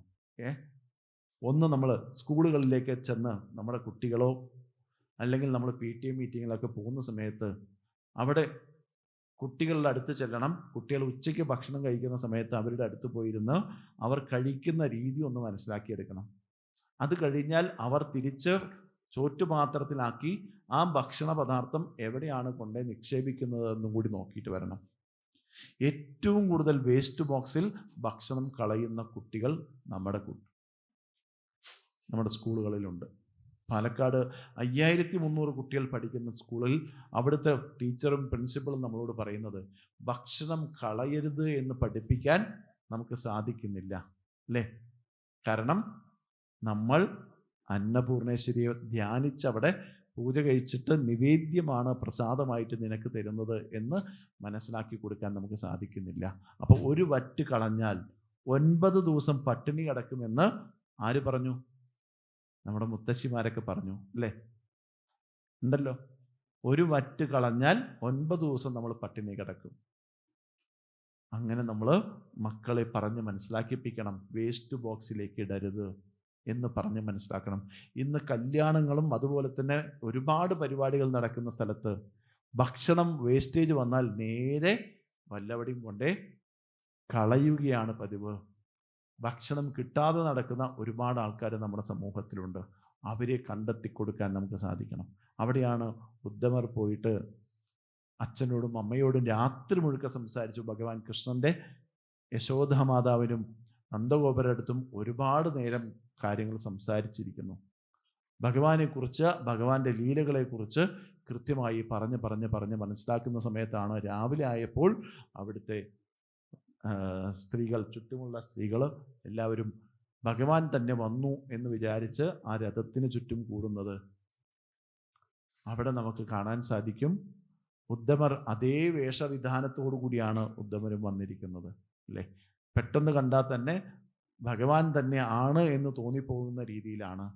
അപ്പം ആ ദിനചര്യകൾ പോലും ഭഗവാൻ ഊരിവെച്ച വസ്ത്രങ്ങൾ എടുത്ത് ധരിക്കുന്ന ഉദ്ധവരെ നമുക്ക് കാണാൻ സാധിക്കുന്നു. ഭഗവാന്റെ തത്വത്തെ മനസ്സിലാക്കി ജീവിക്കുന്ന ഒരു വ്യക്തിയായിട്ട് നമുക്ക് കാണാൻ സാധിക്കും. അപ്പം അങ്ങനെ ആവുന്ന സമയത്ത് ഭഗവാൻ നമ്മളെ വിട്ടുപോകുന്നു എന്ന് ചിന്തിക്കുന്ന സമയത്ത് പോലും അദ്ദേഹത്തിന് മനസ്സ് വേവലാതിപ്പെട്ടില്ല. കാരണം കൃത്യമായ ഉപദേശം കൊടുത്തുകൊണ്ട്, കൃത്യമായ 24 ഗുരുക്കന്മാരെ കാണിച്ചു കൊടുത്തുകൊണ്ട് നമുക്ക് ആ ഗീതയെ നമുക്ക് പ്രദാനം ചെയ്യാൻ സാധിക്കും. ആ ഗീതയിൽ മലമ്പാമ്പ് മുതലുള്ള എല്ലാ ജീവജാലങ്ങളെയും പ്രദാനം ചെയ്യുന്നു അല്ലേ? അപ്പം നമ്മുടെ കണ്ണുകൊണ്ട്, കാതുകൊണ്ട്, നാവ് കൊണ്ട്, ശ്വാസനാളങ്ങൾ കൊണ്ട് നമുക്ക് രുചിക്കേണ്ട കാര്യങ്ങൾ മാത്രമേ രുചിക്കാവൂ, എടുക്കേണ്ടത് മാത്രമേ എടുക്കാവൂ എന്ന് കൃത്യമായി ഉദ്ധവരെ ധരിപ്പിച്ച ഭഗവാൻ കൃഷ്ണനെ നമ്മൾ ഈ കാലഘട്ടത്തിൽ സ്മരിക്കാതിരിക്കരുത്. അപ്പം അതുകൊണ്ട് തന്നെ നമ്മുടെ ജീവിതം എന്ന് പറയുന്നത് ഏത് കർമ്മത്തിൽ നിന്നും നമ്മൾ നിവൃത്തി മാർഗത്തിലേക്ക് പോകേണ്ടതാണ് അല്ലേ? എൻ്റേതാണ് എന്നുള്ള ഭാവം മാറ്റിവെച്ചുകൊണ്ട് ഇതെല്ലാം നമ്മുടേതാണ് എന്നുള്ള സ്വഭാവത്തിലേക്ക് വരണം. ആ സ്വഭാവത്തിലേക്ക് വരലാണ് ഉദ്ധമഗീതയിലേക്ക് നമുക്ക് വരേണ്ടത്. അപ്പോൾ അഗ്നിയാണച്ചാലും ഈയാമ്പാറ്റയെ നമുക്ക് അവിടെ പ്രദാനം ചെയ്തു അല്ലേ? ആ വിളക്ക് കൊളുത്തി വെച്ച സമയത്തായിരിക്കും അത്രയും നേരമില്ലാത്ത പ്രാണികൾ ആ വിളക്കിൻ്റെ ആ നാളത്തിലേക്ക് ഓടി വന്ന് അതിൻ്റെ ചിറക് കരിഞ്ഞു പോകുന്നത് അല്ലേ? അപ്പോൾ നമ്മുടെ കണ്ണുകൾക്ക് ആവശ്യമുള്ളത് കാണാൻ പഠിക്കണം അല്ലേ? ഇന്ന് നമ്മുടെ സമൂഹത്തിൽ പല സ്ഥലങ്ങളിലും നടക്കുന്നത് നമുക്ക് പുറത്ത് പറയാൻ പോലും സാധിക്കുന്നില്ല. അത്തരത്തിലാണ് നമ്മൾ പോയിക്കൊണ്ടിരിക്കുന്നത് അല്ലേ? ഒന്ന് ആലോചിച്ച് നോക്കൂ. നിങ്ങളൊക്കെ സ്കൂളിൽ പഠിച്ചിരുന്ന സമയത്ത് അന്ന് ആൺകുട്ടികളുമായി സൗഹൃദം ഉണ്ടായിരുന്ന എത്ര പേരുണ്ടാവും? സംശയമാണല്ലേ? എങ്ങാനും ആൺകുട്ടികളെ സ്കൂളിൻ്റെ പുറത്ത് നിന്ന് സംസാരിച്ചു എന്ന് ആരെങ്കിലും നമ്മുടെ വീട്ടിലൊക്കെ ചെന്ന് പറഞ്ഞാൽ അല്ലേ, വീട്ടിൽ അച്ഛനും അമ്മയും എന്തായിരിക്കും പറയുക? ശ്രദ്ധിച്ചിട്ടുണ്ടോ? പക്ഷേ ഇന്ന് സ്കൂളിൻ്റെ പരിസരത്ത് നിന്ന് നമ്മൾ നോക്കുക, എത്ര പെൺകുട്ടികളാണ് ഒരുമിച്ച് പോകുന്നത് എന്ന് ശ്രദ്ധിക്കുക അല്ലേ? സംശയമാണ്. ആൺകുട്ടിയും പെൺകുട്ടിയും ചേർന്നിട്ടാണ് പോകുന്നത് അല്ലേ? ചിലപ്പോൾ 3-4 ആൺകുട്ടികളുടെ കൂടെ ഒരു പെൺകുട്ടിയാണ്. ഞാൻ സൗഹൃദം വേണ്ട എന്നല്ല അത് പറയുന്നത്. പക്ഷേ അത് കുറേ കഴിയുന്ന സമയത്ത് അത് അവരുടെ സൗഹൃദത്തെ ഇല്ലാതാക്കി കളയുന്നു. അല്ലെങ്കിൽ തെറ്റായ വീക്ഷണം ആരുടെയോ മനസ്സിൽ ഏതോ പ്രായത്തിൽ വന്നപ്പോൾ ആ പ്രായം അവരെ നശിപ്പിച്ച് കളയുന്നു. അനുഭവം കൊണ്ട് പറയാണ്. പാലക്കാട് ഒട്ടനവധി സ്കൂളുകളിൽ ടീച്ചർമാരുമായിട്ടും ഒരുപാട് കാര്യങ്ങളായിട്ട് കുട്ടികളുമായിട്ട് കമ്മ്യൂണിക്കേഷൻ നടത്തുകൊണ്ട് പറയാം. 14 വയസ്സേ ആയിട്ടുള്ള കുട്ടിക്ക് ഒരു 28 വയസ്സുകാരനായ ഒരു പയ്യനുമായിട്ടാണ് സൗഹൃദം. അവരുമായിട്ട് സൗഹൃദം ഭാവിക്കുന്നത് മാത്രമല്ല, അവരുമായിട്ട് ഫോട്ടോ മൊബൈലിലെടുത്ത് ഇൻസ്റ്റാഗ്രാമിലേക്ക് വെക്കുന്ന ഒരു രീതി ഇന്ന് കാലത്ത് കാണുന്നു. അത് മോശമായ രീതിയിലേക്ക് അവർ പോകുന്നു. പല രീതിയിലേക്കും അവർ ട്യൂഷനാണെന്ന് പറഞ്ഞ് വീട്ടിൽ നിന്നും പോകുന്ന കുട്ടികളുടെ അവസ്ഥ കുറേ കാലം കഴിയുമ്പോൾ ഈ സുഹൃത്ത് ബന്ധങ്ങളൊക്കെ നഷ്ടപ്പെട്ട് ശരീരമോഹം മാത്രമാണ് അവരുടെ ലക്ഷ്യമെന്ന് മനസ്സിലാക്കുമ്പോൾ എല്ലാ പുരുഷന്മാരെയും വെറുക്കുന്ന അവസ്ഥയിലേക്ക്, സ്വന്തം അച്ഛനെ വരെ വെറുക്കുന്ന അവസ്ഥയിലേക്ക് വരുന്ന കുട്ടികളെ നമുക്ക് കാണുന്നു. അപ്പോൾ ഇന്ദ്രിയ നിഗ്രഹണം എങ്ങനെ വേണമെന്ന് നമ്മുടെ കുട്ടികളെ പഠിപ്പിക്കണം. എങ്ങനെയായിരിക്കണം ഒരു കുട്ടി അവരുടെ ശരീരം എങ്ങനെയാണ് മറ്റുള്ളവരെ തൊടാൻ സമ്മതിക്കുക. പണ്ടൊക്കെ നമുക്കറിയാം അല്ലേ, നമ്മുടെ വീട്ടിൽ പ്രായപൂർത്തിയായി കഴിഞ്ഞാൽ ആ പെൺകുട്ടിയെ പോലും തൊടാൻ സഹോദരനാണെങ്കിൽ പോലും സമ്മതിക്കുമായിരുന്നില്ല. പക്ഷേ ഇന്ന് നമുക്ക് അതിനൊരു മാറ്റം വരുത്തേണ്ട ആവശ്യകതയുണ്ട്. കലാലയ വിദ്യാഭ്യാസം വേണമെന്ന് പറയുന്ന കൂട്ടത്തിൽ തന്നെ കലാലയ വിദ്യാഭ്യാസത്തിൽ കലയുടെ സാന്നിധ്യം പോലെ തന്നെ എങ്ങനെ സുഹൃത്ത് ബന്ധങ്ങൾ നിലനിർത്തണമെന്ന് ഈ ഉദ്ധമഗീതയിലൂടെയും അർജുനിലൂടെയും നമുക്ക് കാണാൻ സാധിക്കും. ഒരു കുട്ടിയെ കൈപിടിച്ച് മുകളിലേക്ക് കൊണ്ടുവരാൻ നമുക്ക് സാധിക്കുന്ന പോലെ തന്നെ അവരുടെ ജീവിതത്തിൽ ആ സുഹൃത്ത് ബന്ധത്തിന് ഇത്രയും പ്രാധാന്യമുണ്ട് എന്ന് മനസ്സിലാക്കി കൊടുക്കാൻ സാധിക്കണം.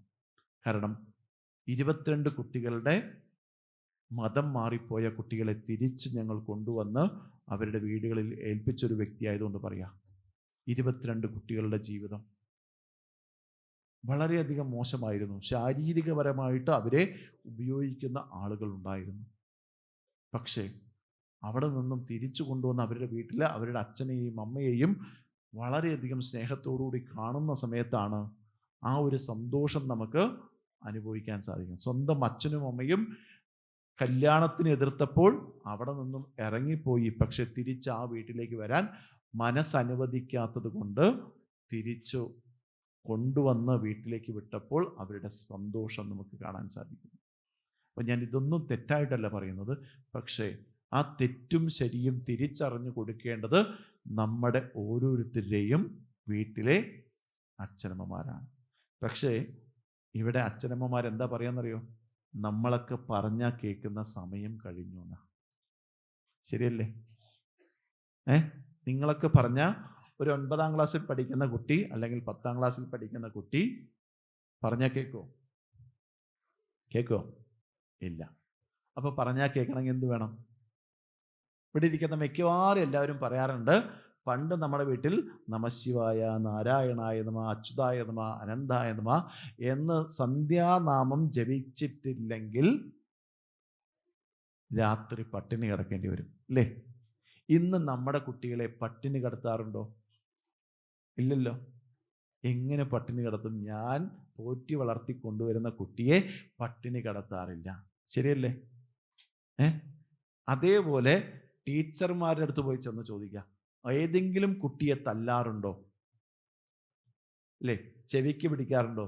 നുള്ളാറുണ്ടോ? ചെയ്യാറുണ്ടോ? ടീച്ചർമാർ ചെയ്യാറില്ല അല്ലേ? എന്താ കാരണം എന്നറിയോ? എങ്ങാനും ആ ടീച്ചർ തല്ലുകയാണെങ്കിൽ ആ PTA മീറ്റിങ്ങിനകത്ത് ആ ടീച്ചറെ വളരെയധികം വ്യക്തിപരമായിട്ട് മോശമായ കാര്യങ്ങൾ പറയാറുണ്ട്. പ്രിൻസിപ്പൽ ആയിക്കോട്ടെ മിണ്ടാതിരിക്കേണ്ട അവസ്ഥ വരുന്നുണ്ട്. നേരെ മറിച്ച് നമ്മളൊക്കെ മുട്ടുകുത്തി ഒന്നുണ്ടല്ലേ? ഉണ്ടല്ലോ അല്ലേ? ഏതെങ്കിലും സ്കൂളിൽ മുട്ടുകുത്തി നിൽക്കുന്ന കുട്ടികളെ നമ്മൾ കണ്ടിട്ടുണ്ടോ? ഏറ്റവും വലിയ ഉദാഹരണം ഞാൻ പറഞ്ഞുതരാം. പാലക്കാട് ഒറ്റപ്പാലത്തുകാരനായ VP മേനോൻ എന്ന് പറയുന്ന വ്യക്തിയുണ്ട്.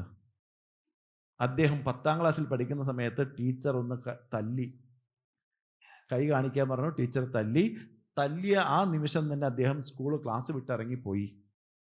പണ്ട് type writing short hand 8ാം class മുതൽ നമ്മളെല്ലാവരും പഠിക്കാറുണ്ട് അല്ലേ? അത് പഠിച്ചത് കൊണ്ട് അദ്ദേഹം ഡൽഹിയിൽ ഒരുപാട് സ്ഥലങ്ങൾ സഞ്ചരിച്ചു. ഡൽഹിയിൽ ടൈപ്പ് റൈറ്റിംഗ് ഷോർട്ട് ഹാൻഡ് അറിയുന്നതുകൊണ്ട് അവിടെ സർക്കാരിൻ്റെ ജോലി കിട്ടി. അവിടെ ടൈപ്പ് റൈറ്റിംഗ് ചെയ്യുന്ന സമയത്താണ് സർദാർ വല്ലഭായ് പട്ടേൽ അല്ലേ, അദ്ദേഹം അവിടെ നിന്ന് വിളിച്ചു, കേരളത്തേക്കാണ് യാത്ര, മലയാളം അറിയുന്ന ഒരാളെയും കൂടി കൊണ്ടുപോകണം. അങ്ങനെയാണ് ഇന്ന് കേരള സംസ്ഥാനം രൂപീകരിക്കപ്പെട്ടതും 14 ജില്ലകളായി തരംതിരിക്കുന്നത്. കൊച്ചി രാജാവിനെയും തിരുവിതാംകൂർ രാജാവിനെയും കണ്ടുകൊണ്ട് VP മേനോൻ സാറ് സർദാർ വല്ലഭായ് പട്ടേലും കൂടി ചേർന്നിട്ടാണ് 14 ജില്ലകളാക്കി മാറ്റിയത്. മനസ്സിലായോ? അപ്പോൾ തല്ലുകൊണ്ട ഒരു വ്യക്തിക്ക് ഇങ്ങനെ ഒരു അനുഭവം ഉണ്ട് എന്ന് നമുക്ക് മനസ്സിലാക്കിയെടുക്കാൻ സാധിക്കണം അല്ലേ? അതേപോലെ തന്നെ പാലക്കാടിനെ, എന്നെ ഇവിടെ 5 മിനിറ്റും കൂടി സമയമുള്ളൂ, അവിടെ പാലക്കാടിനെ ഏറ്റവും വലിയ പുണ്യം എന്ന് വെച്ചാൽ ഭാരതത്തിൻ്റെ പേരുള്ള ഭാരതപ്പുഴ പാലക്കാട് ജില്ലയിലുള്ളൂ. മഹാത്മാഗാന്ധി പോലും തൻ്റെ ചിതാഭസ്മം ഭാരതപ്പുഴയിലാണ് കൊണ്ടേ ഒഴുക്കാൻ പറഞ്ഞിരിക്കുന്നത്. അപ്പോൾ അത്രയും പവിത്രമായ ഭാരതപ്പുഴ ഒഴുകുന്നത് പാലക്കാട് ജില്ലയിലാണ്. ദിവസേന ആ ഭാരതപ്പുഴയുടെ തീരത്ത് ഗംഗ ആരതി നടത്തുന്ന ഒരു വ്യക്തിയാണ് ഞങ്ങളുടെ ക്ഷേത്രം, അഞ്ചുമൂർത്തി ക്ഷേത്രം. അങ്ങനെ പന്തിരുകുലത്തിൻ്റെ നാട്, ഇവിടെ പറയണ്ടായി, പന്തിരുകുലത്തിൻ്റെ നാട് പാലക്കാടാണ്. 12 വരരുചിയുടെ 12 കുലവും ജന്മമെടുത്തത് പാലക്കാടാണ്. ഒന്നും വേണ്ട, നിങ്ങൾ ഭാഗവതം വായിക്കുന്നുണ്ടല്ലോ, 9 വോളിയമായിട്ട് അർത്ഥസഹിതം നിങ്ങൾക്ക് പകർന്നു തന്നത് പാലക്കാട്ടുകാരനാണ്. പ്രൊഫസർ ബാലകൃഷ്ണൻ അല്ല, പണ്ഡിറ്റ് ഗോപാലൻ നായർ. പണ്ഡിറ്റ് ഗോപാലൻ നായർ ജന്മമെടുത്തത് പാലക്കാട്. അപ്പോൾ അദ്ദേഹം രാത്രി ഭക്ഷണം കഴിച്ച് കിടക്കാൻ പോകുന്നതിന് മുമ്പ് 2 പഴം എടുത്തു വയ്ക്കും. രാവിലെ വന്ന് ആ പഴം പശുവിന് കൊടുത്ത് പശു ഭക്ഷിച്ചാൽ മാത്രമേ അന്നത്തെ ഭക്ഷണം അദ്ദേഹം കഴിക്കൂ. അപ്പം ഇങ്ങനെയുള്ള സ്വാത്വികമായ ജീവിത രീതി നമ്മുടെ സമൂഹത്തിൽ ഉണ്ടായിരുന്നു, നമ്മുടെ ആചാര്യന്മാർ ശീലിച്ചിരുന്നു. പക്ഷേ നമ്മൾ ഇതൊന്നും അറിയാതെ നമ്മൾ എന്ത് ചെയ്തു? സഹയജ്ഞ പ്രജാസിഷ്ട പുരോവാച പ്രജാപതി അനേന പ്രശവിശ്വത്വം ഏഷതോ ഇഷ്ടകാമധു. ഇഷ്ടമായ കാമധേനുവിനെ നമുക്ക് സ്വീകരിക്കാൻ സാധിക്കണം. അല്ലെങ്കിൽ കാമം എന്ന് പറയുന്നത് എന്താണ്? ജീവിതത്തിലെ അഭിലാഷമാകണം, ആഗ്രഹമാവണം. അതിന് ഒരുമിച്ച് നമുക്ക് പ്രവർത്തിക്കാൻ നമുക്ക് സാധിക്കണം. ഭഗവത്ഗീത 3-ാം അധ്യായത്തിൽ 10-ാമത്തെ ശ്ലോകം ഭഗവാൻ പറയുന്നതാണ്, സഹയജ്ഞ പ്രജാസിഷ്ട. ഒരുമിച്ച് നമുക്ക് പ്രവർത്തിക്കണം. നമ്മുടെ കുടുംബത്തെ ശ്രേഷ്ഠമാക്കി കൊണ്ടുവരാൻ നമുക്ക് ഒരുമിച്ച് പ്രവർത്തിക്കണം. നമ്മുടെ വിദ്യാലയങ്ങളെ ശ്രേഷ്ഠമാക്കിയെടുക്കാൻ നമ്മൾ ഒരുമിച്ച് പ്രവർത്തിക്കണം. നമ്മുടെ ടീച്ചർമാരെ അതുപോലെ പ്രിൻസിപ്പൽമാരെ ശ്രേഷ്ഠമാക്കിയെടുക്കണമെങ്കിൽ അവർക്കൊരു സപ്പോർട്ട് നമുക്ക് കൊടുക്കണം. അപ്പം അങ്ങനെയുള്ള ശീലത്തിലേക്ക് നമ്മൾ ഓരോരുത്തരും കൊണ്ടുവന്നാൽ നമ്മുടെ ജീവിതം പുണ്യമാവും. ഇല്ലെങ്കിലോ മരണശയ്യയിൽ കിടക്കുന്ന സമയത്ത് നമ്മളെന്താ വിചാരിക്കാന്നറിയോ? ഞാൻ ഇത്രയും കാലം ജീവനോടെ ഉണ്ടായിരുന്നു, എന്തെല്ലാമോ പ്രവർത്തികൾ ചെയ്തു, പക്ഷേ എന്തായി? എന്നെ കൊണ്ട് ഒന്നും സാധിച്ചില്ല എന്നുള്ള വാക്ക് പറഞ്ഞുകൊണ്ട് നമ്മൾ നിർത്തും. അപ്പോൾ ഇവിടെയുള്ള 24 ഗുരുക്കന്മാരെയും നമുക്ക് കാണാൻ സാധിക്കണം. ആ 24 ഗുരുക്കന്മാർ നമ്മുടെ വീട്ടിലുണ്ടെങ്കിൽ അതിനെ ഒന്ന് നമ്മൾ ശ്രദ്ധേയമായി കാണാൻ സാധിക്കും. ഇന്ന് നായയും പട്ടിയും പൂച്ചയും മാത്രമാണ് നമ്മുടെ വീട്ടിലുള്ളത് അല്ലേ? അത് മാറ്റിയെടുത്ത് നമ്മൾ ഓരോ ഗുരുക്കന്മാരുടെ സമ്പ്രദായത്തെ മനസ്സിലാക്കിയെടുക്കണം. അതുമായിട്ട് താരതമ്യപ്പെടുത്താൻ നമുക്ക് സാധിക്കണം. നമ്മൾ ഒരുപാട് ഇടിച്ചു പൊളിക്കാനോ നമ്മുടെ കാമാസക്തികൾ കൊണ്ട് നമ്മൾ ധർമ്മത്തെ വിട്ട് കളിക്കാനോ നമ്മൾ സാധിക്കരുത്. ധർമ്മത്തിലൂന്നി നിന്നുകൊണ്ട് പ്രവർത്തിക്കാൻ നമുക്ക് സാധിക്കണം. അതുകൊണ്ട് പാലക്കാട് ഏറ്റവും പവിത്രമായ സ്ഥലമാണ് എന്ന് വീണ്ടും പറഞ്ഞുകൊണ്ട്, ആനയെ ചികിത്സിക്കുന്ന 6-ാം തമ്പുരാൻ മുതൽ ആന എവിടെ ഇടഞ്ഞോടിയാലും കടുവ വേലായുധൻ വരെ ജന്മമെടുത്ത സ്ഥലം പാലക്കാട് ജില്ലയിലാണ്. അതേപോലെ നിങ്ങൾ എടുത്തു നോക്കൂ, ചിന്മയ മിഷൻ്റെ ഗുരുനാഥൻ, ചിന്മയാനന്ദ സ്വാമിജിയുടെ ഗുരുനാഥൻ തപോവന സ്വാമികൾ ജന്മമെടുത്തത് പാലക്കാടാണ്. ജ്ഞാനാനന്ദ സരസ്വതി, ശുഭോദാനന്ദ സ്വാമിജി, ആത്മശാസ്ത്രികൾ, വിഷ്ണുദേവാനന്ദ സരസ്വതി. വേണമെങ്കിൽ മൊബൈൽ ഫോൺ എല്ലാവരുടെ കയ്യിലുണ്ടാവും. ഫ്ലൈയിങ് സ്വാമി എന്നടിച്ചു കഴിഞ്ഞാൽ അദ്ദേഹത്തിൻ്റെ പേര് കാണാൻ സാധിക്കും. അപ്പോൾ ഇവരെല്ലാം വളർന്നു വന്നത് ഈ പുരാണ ഗ്രന്ഥങ്ങൾ പഠിച്ചുകൊണ്ട് ഉദ്ധമരെയും അർജുനെയും അതുപോലെ ഒട്ടനവധി കുന്തിയെയും ഭീഷ്മരെയും കണ്ടുകൊണ്ടാണ്. അപ്പോൾ എവിടെയാണോ നമ്മൾ പ്രതികരിക്കേണ്ടത് അവിടെ നമുക്ക് പ്രതികരിക്കാനുള്ള ശേഷി നമുക്കുണ്ടാവണം. എവിടെയാണോ നമ്മൾ പ്രചാരം ചെയ്യേണ്ടത് ആ പ്രചാരത്തിന് മുൻതൂക്കം കൊടുത്ത് നമ്മുടെ പുരാണങ്ങളെ ശ്രേഷ്ഠമാക്കിയെടുക്കണം എന്ന് മാത്രം ഈ നിമിഷം പറയുന്നു. ആരും ഉറങ്ങാതെ തന്നെ ശ്രദ്ധിച്ചു എന്ന് ഞാൻ വിചാരിച്ചുകൊണ്ട് നമ്മുടെ മക്കൾ അടുത്ത് വരുന്ന സമയത്ത് ഒന്ന് തലോടി അവരുടെ കൂടെ ഇരുന്ന് അവരുടെ കണ്ണുകൾ നോക്കി സംസാരിക്കുന്ന ഒരു ശീലം കൂടി നമ്മുടെ കൂടെ ഉണ്ടാവുക. മനസ്സിലായല്ലോ? ഒന്ന് കണ്ണുകൾ നോക്കി സംസാരിക്കണം. നമ്മുടെയൊക്കെ പണ്ട് നമ്മുടെ മുത്തശ്ശന്മാരൊക്കെ നമ്മളോട് പറയും മുഖത്തു നോക്കി സംസാരിക്കാൻ, അല്ലേ? ഇന്ന് നമ്മൾ ആരെങ്കിലും പറയാറുണ്ടോ? മൊബൈൽ ഫോൺ നോക്കിയിട്ടാണെന്ന് എല്ലാവരും സംസാരിക്കണം. അതുകൊണ്ട് മുഖത്തു നോക്കി കണ്ണുകൾ നോക്കി സംസാരിക്കാവുന്ന ശീലം നമ്മുടെ കുട്ടികൾക്ക് ഉണ്ടാക്കിയെടുക്കുക. അവർ തെറ്റാണ് ചെയ്യുന്നതെങ്കിൽ കൃഷ്ണമണി കണ്ടാൽ അമ്മയ്ക്കും അച്ഛനും മനസ്സിലാവണം ഇവൻ കള്ളത്തരമാണ് പറയുന്നത്, ഇവൻ ശ്രേഷ്ഠമാവണമെങ്കിൽ അവൻ്റെ മുഖത്തു നോക്കി സംസാരിക്കണം. ആഴ്ചയിൽ ഒരു ദിവസമെങ്കിലും കുടുംബത്തിൽ എല്ലാവരും ഒരുമിച്ചിരുന്നുകൊണ്ട് തോളത്ത് തട്ടി നിനക്കെല്ലാത്തിനും വിജയം ഉണ്ടാവുമെന്ന് പറഞ്ഞു കൊടുക്കാൻ നമുക്ക് സാധിക്കണം. അങ്ങനെയുള്ളൊരു ശീലം നിങ്ങളുടെ കുടുംബത്തിൽ വളർത്തിയെടുക്കൂ. സ്നേഹവും സമാധാനവും നമ്മുടെ കുടുംബത്തിൽ ഉണ്ടാവും. ഉറപ്പായിട്ടും ഞങ്ങൾക്കത് സാധിച്ചിട്ടുണ്ട്. കാരണം 24 പശുക്കളുണ്ട്. നാടൻ പശുക്കളെ പരിപാലിച്ചു വരുന്നു. 1250 കൊല്ലം പഴക്കമുള്ള ഒരു ക്ഷേത്രം പരിപാലിച്ചു വരുന്ന ഒരു ശാന്തിക്കാരനാണ് ഞാൻ. 26 കുട്ടികൾ ഉപനയന സംസ്കാരത്തോടുകൂടി യജുർവേദം പഠിച്ചു വരുന്നു.